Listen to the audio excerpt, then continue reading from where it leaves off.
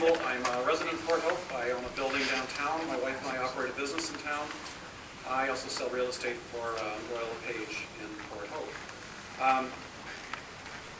I've listened to everyone tonight. Very passionate, very moving, and I've got to tell you, I guess the best description for me is I just feel like a sick puppy right now. I hate seeing our town this way. I've got to watch what I'm going to get for Clint.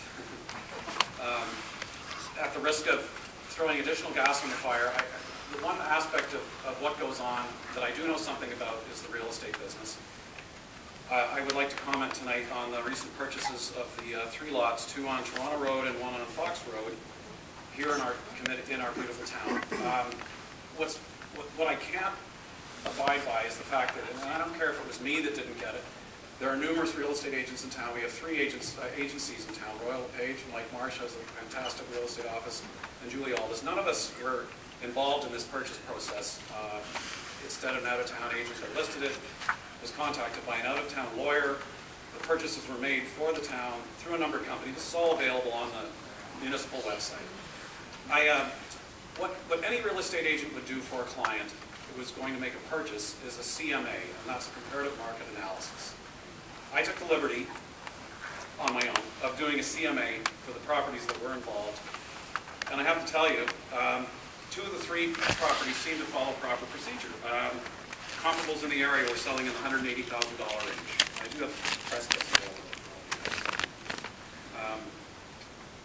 One was purchased for $179, another one for $177. There was a listing that expired across the road for $245. The 2 Toronto Road properties, the offers are included on the municipal website.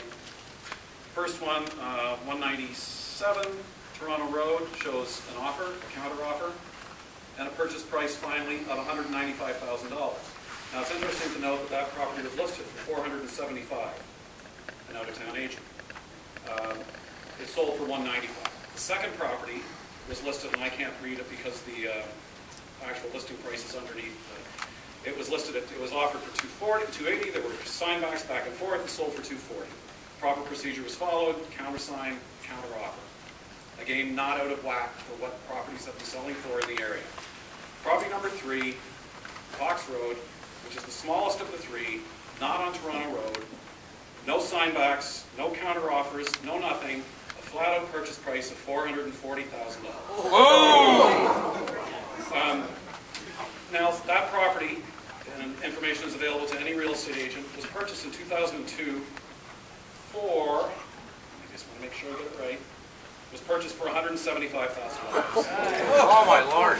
I'm sorry, guys, I'm not here to throw gas on a fire, but this hits right where I live. This is what I do for a living.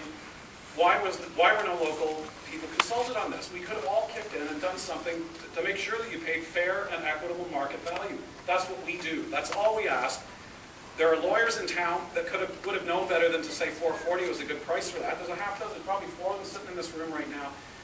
And I'm sorry, but this is when we're asked to accept things when they go wrong, and I am a glass half full type of person. But right now, I don't feel that way, and I just feel like there's no point in us fighting it and supporting when we can't even get the support ourselves. Let's shop locally, guys. That's all we're asking. There's people in town that can provide the services and do this thing better. This is not good. This was not done well, and it's just another overspending. And again, I apologize for throwing more on it, but I couldn't sit here and not say anything. And with that in mind, I'll end it tonight. But thank you for your time. Good job, Tony.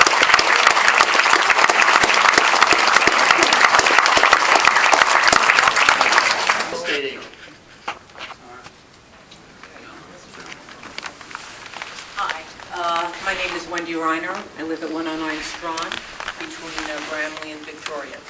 First of all, your jobs, all of them, are thankless. I understand that. And I think that you all went into this very well-meaning.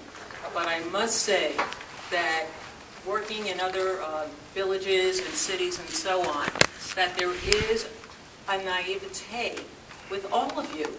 I don't know how to explain it, but that from an economic perspective, I've yet to see a business case put together, or at least have a line item on there so that we know that that makes sense to do. For instance, the gentleman down there who was talking about the trails. Trails are great.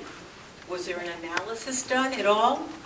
Not yet, but he did a lot of work, and as a prior consultant, I can tell you, hourly fees for consultants are quite high. But there was no business case up there, and that's something that has been lacking in almost every initiative that, I've only been here 5 years now, okay, so I am really new. Mr. Austin, but anyway.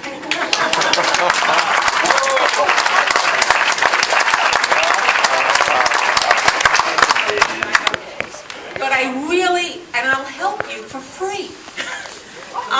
I understand business case, and I understand transformation plans, and we don't have them here. We can have them here, have the best, and really spend less money. And that also has to do with vendor selection. The first person who comes in to say, I can do that, you say, okay, great. But maybe we have to put out an RFP, request for proposal, and look for the best. I'm just making a suggestion. I don't know if anyone knows what I'm talking about, probably not. Okay. Yeah, we do. Are you going to get up there now? I can.